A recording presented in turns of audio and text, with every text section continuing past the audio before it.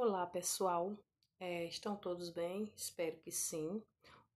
Nossa aula de hoje é sobre o populismo. Populismo que foi um fenômeno político que surgiu logo após o final da Segunda Guerra Mundial.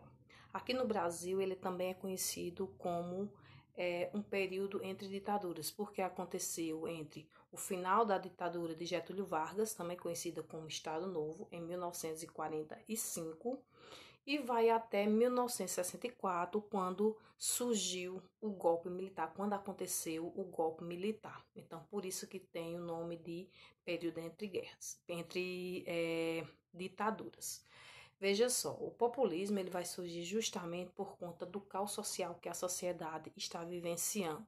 Então, o populismo ele surge como um fenômeno político capaz de resolver as situações sociais, até porque a sociedade tinha acabado de passar por uma ditadura. Então, ela viu no populismo a possibilidade de melhorias, até porque os líderes carismáticos eles vão surgir como capaz de resolver tudo, né? Um ser perfeito, né? Tanto que a principal característica desse líder é a figura carismática, como a gente pode ter exemplo de Getúlio Vargas, que foi um dos grandes líderes populistas.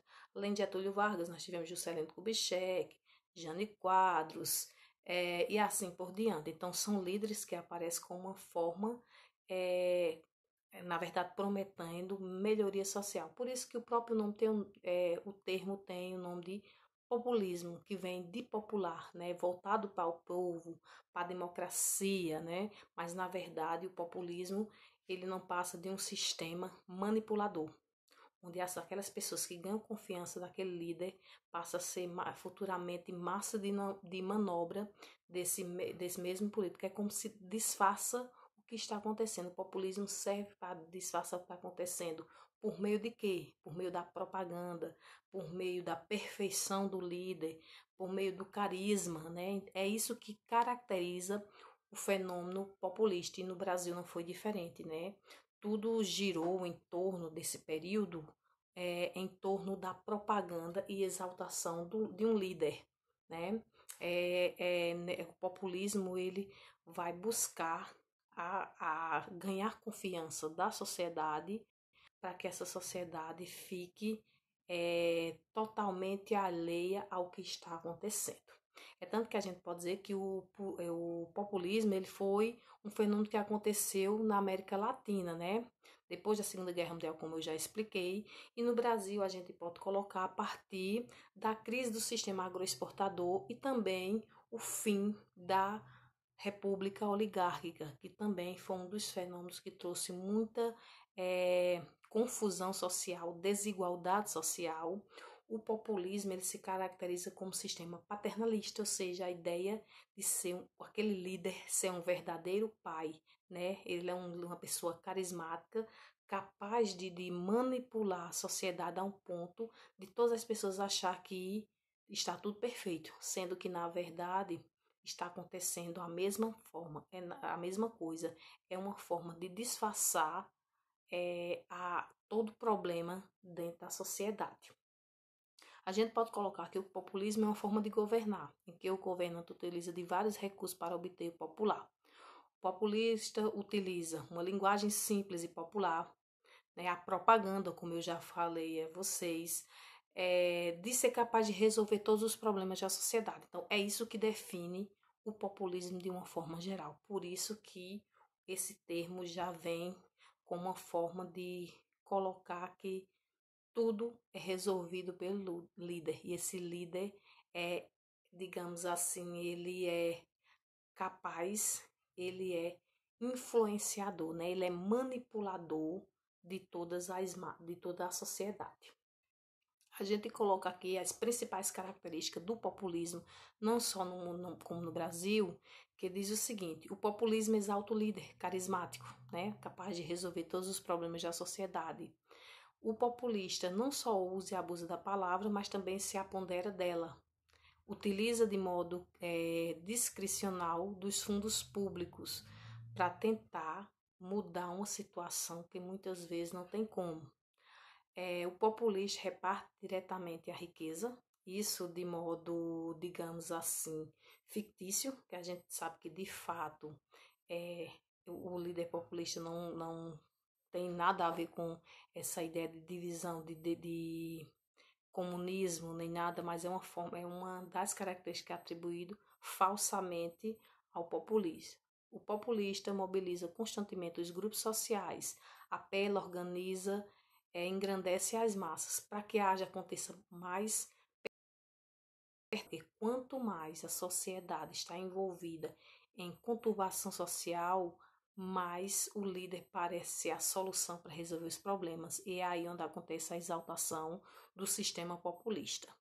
O populista fustiga por sistema o inimigo exterior, deprecia a ordem legal, mina, domina e utiliza instâncias domésticas ou cancela as instituições democráticas liberal, de modo que elas não possam se manifestar. Porque se acontecer alguma manifestações, pode ocorrer do populismo começar a ser mal visto. Então, uma das formas de a sociedade achar que está tudo perfeito seria eliminar as críticas. Por isso que ele diz aí, cancela as instituições democráticas. As pessoas não têm muita liberdade de falar o que pensa nesse sistema.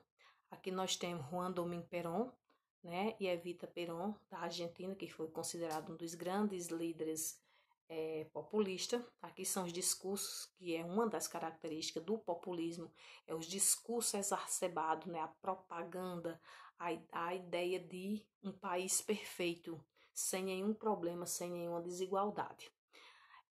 Depois decretada a maxi-valorização da moeda, o presidente da Venezuela, Hugo Chávez, colocou o exército nas ruas para fiscalizar eventuais remarcações de preço e ameaçou com as lojas que assim agirem para tentar se mostrar ser capaz de solucionar determinadas desigualdades.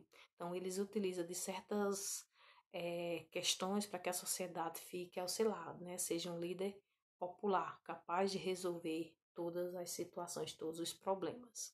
Aqui nós temos uma charge onde mostra a liderança do populista sobre a sociedade acaba se transformando em massa de manobra. No Brasil, nós temos como principais líderes populistas, nós temos Dutra, aliás, a era Vargas, 1946, né? Dutra, Vargas de novo, que só vai ao poder de 51 até 54. Depois nós temos JK, conhecido também como JK, que é Juscelino Kubitschek, Jânio Quadros e João Goulart.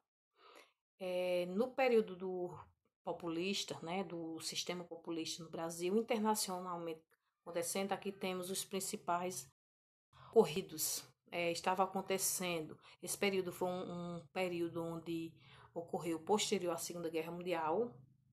A Rússia se torna uma das vencedoras, né, instalando o sistema de Guerra Fria, lembrando que o populismo também é um período onde ocorre a chamada Guerra Fria no mundo. Os Estados Unidos se tornam uma grande potência, né? Acontece a descolonização afroasiática, a difusão de ideia democrática e a manutenção do poder das velhas oligarquias e o crescimento da industrialização, proletariado, urbanização, da demanda dos setores populares, das tensões sociais, certo? São os principais acontecimentos desse período. Também se criou uma Constituição aqui no Brasil, nesse período do populismo, que foi a Constituição de 1946, cuja principal característica se torna promulgada, né? Acontece o restabelecimento das monarquias entre os três poderes, reafirmou-se o federalismo, o mandato de presidente passou para 5 anos, com o vice, o voto se torna direto, secreto e obrigatório, com exceção dos analfabetos e soldados, manteve-se o corporativismo sindical, o direito de greve, exceto em alguns casos, né? E o sistema liberalista.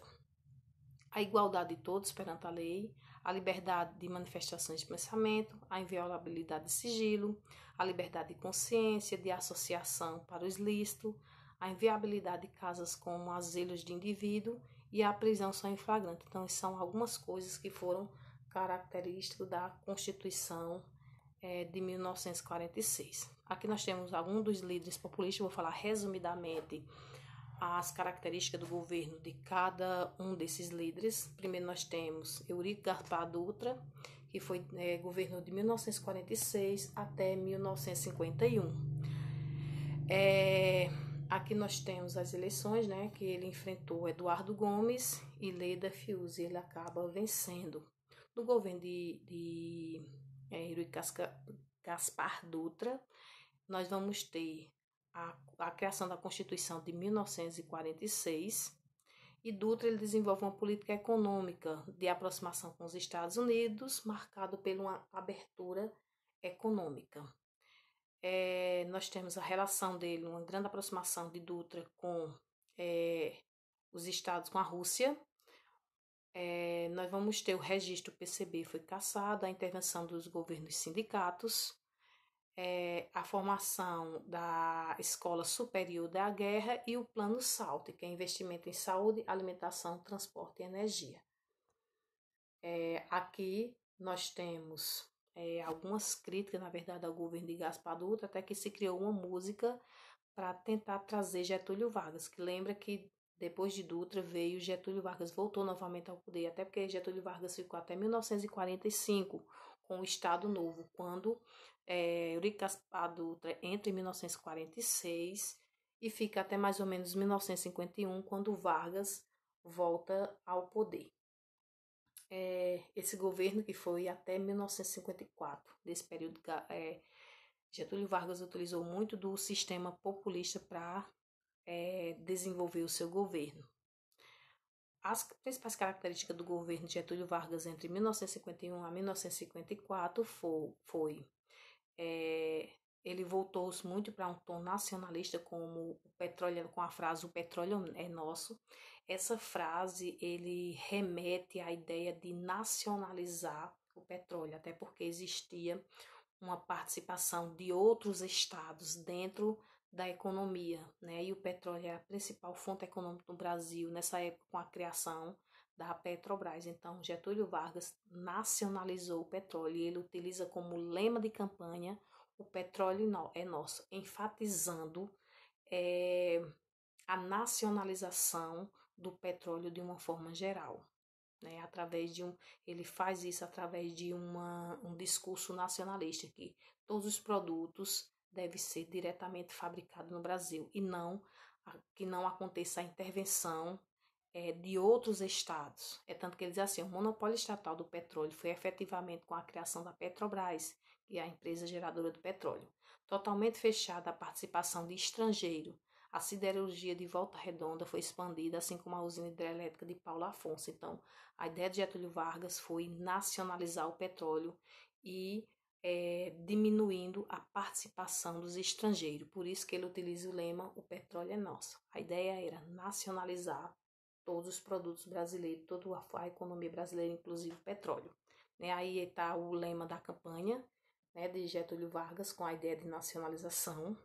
Aí foi das campanhas dos comícios que foi feito com esse tema, "o petróleo é nosso", e a Petrobras também, que era a principal empresa produtora de petróleo.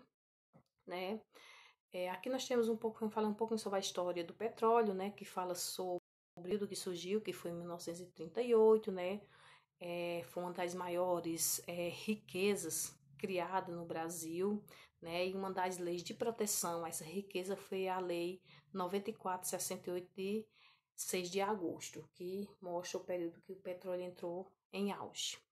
No governo de Getúlio Vargas, nós vamos ter uma aproximação com os assalariados. Ele fixou, na verdade, o salário mínimo. Ocorreu o crescimento da oposição ao nacionalismo de Vargas. A oposição acusava Vargas de ter implantado uma república de sindicato.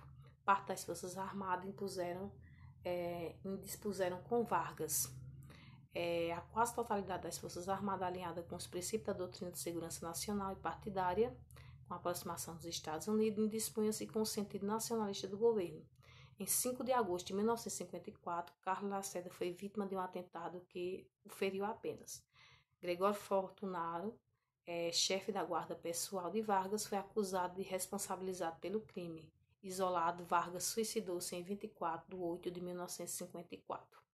Esse suicídio de Vargas, na verdade, fez com que ocorresse uma contestação nacional muito grande, Tanto depois da morte de Getúlio Vargas, foram vários anos para que a oposição conseguisse novamente ao poder. Foi, na verdade, o golpe final.